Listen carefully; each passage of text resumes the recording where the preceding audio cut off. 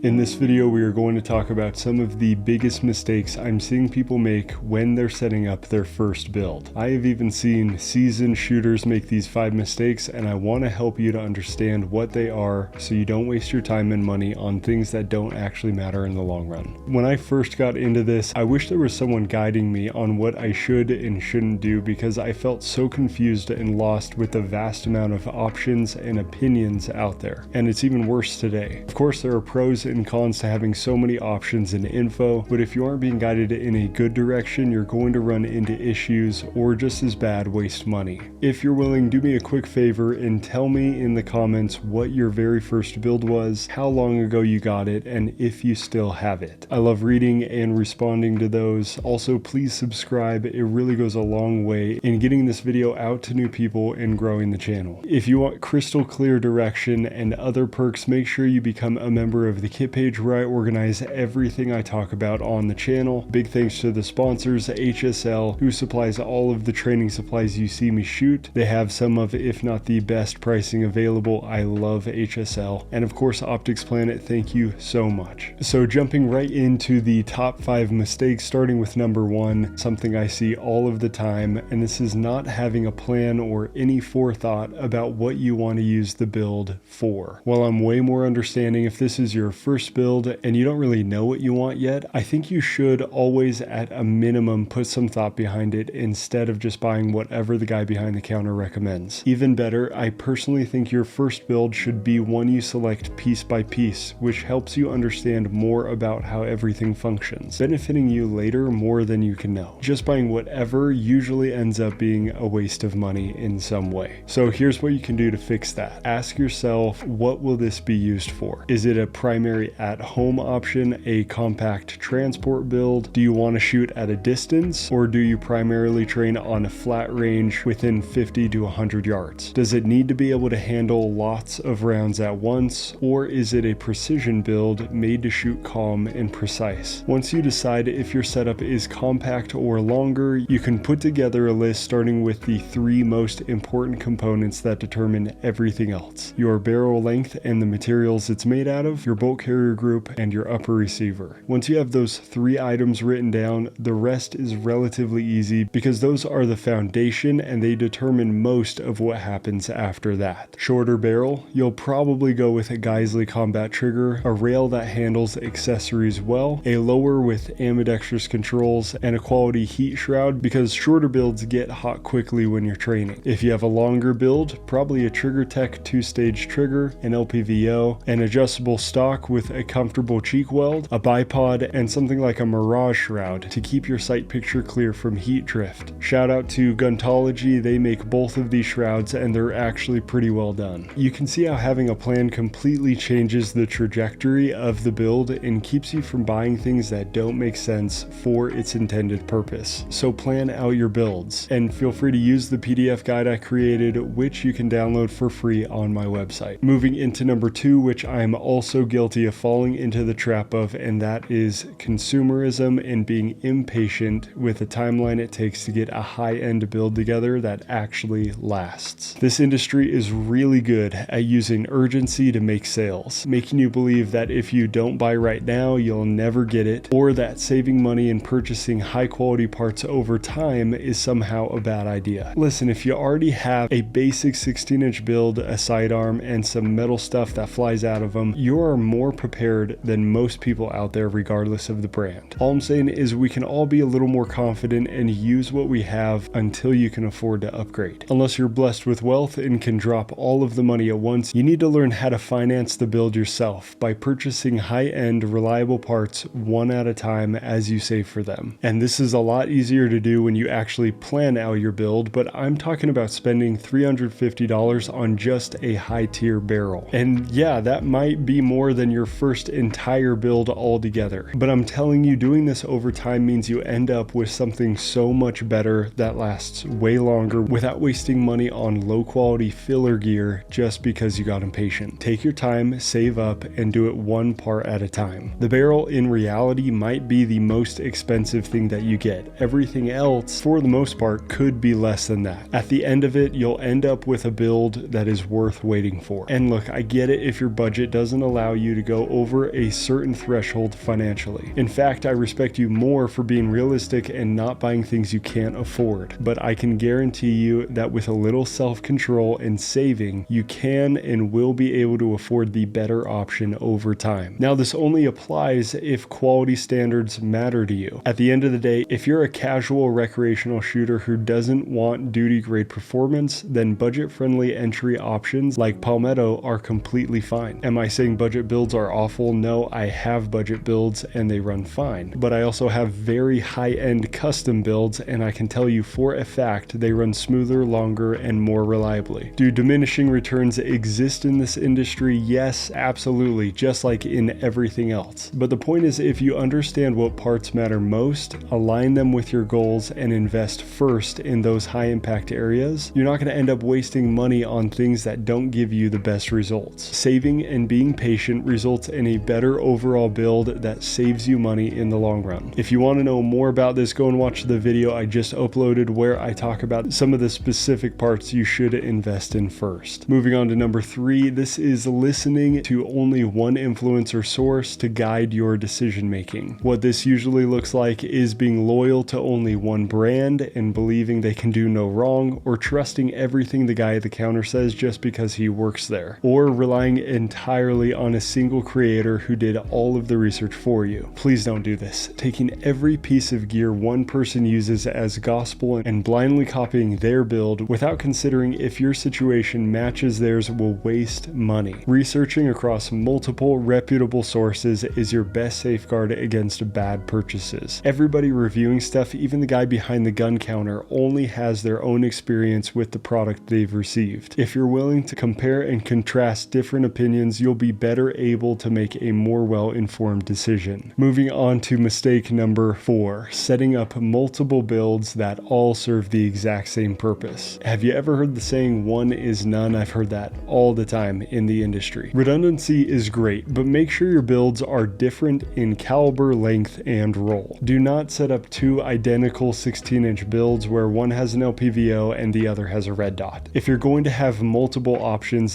diversify. Make one a 7-inch 300 blackout for maneuverability, one a 16-inch 5.56 distance build with an LPVO, and another a 12.5 versatile all-around platform. In my opinion, you shouldn't have 2 identical setups just for the sake of having 2. Either invest more into a single versatile build or diversify your gear so each setup excels at something different. And finally, mistake number 5, not actually shooting your high-end build because you want to preserve it. I'm telling you right now, if you invested properly in high-quality components, the average shooter will not outshoot a high-tier setup, let alone the barrel. The only thing that happens when you shoot it is that you become more familiar with your gear and far more capable when using it. Realistically, for most of us, the most important element of owning gear is training. If you spend a ton of money putting together a build only to let it sit at home, you're completely missing the point. A solid build is meant to be your main training tool. Use it. I promise you, you are not going to wear it out easily, and if something does loosen or fail while training, that's valuable data. It allows you to address it on the range long before it even matters. The true investment isn't just the gear, it's the skill you acquire and the confidence you build while using it. I do also have a bonus tip, and that is to invest in quality tools so you can service and configure your builds yourself. You can save so much money by handling basic maintenance, mounting optics, and setting up accessories at home. There are tons of great tutorials online for learning proper maintenance, and the investment in basic tools pays for itself very quickly. One of the best things I ever picked up was a solid bench vise and an upper receiver block from Real Avid. They've saved me hundreds of dollars by letting me torque components, install optics, and set up handguards properly without taking everything to a gunsmith and paying them. Plus, the hands-on knowledge is really important. Anyway, I hope this was helpful. I have some really cool builds that I'm finishing up and will be sharing soon. Make sure you get to the range and train so you can be a more capable, reliable foundation for the people who depend on you most. Again, let me know what your first setup was in the comments, and I'll see you in the next one.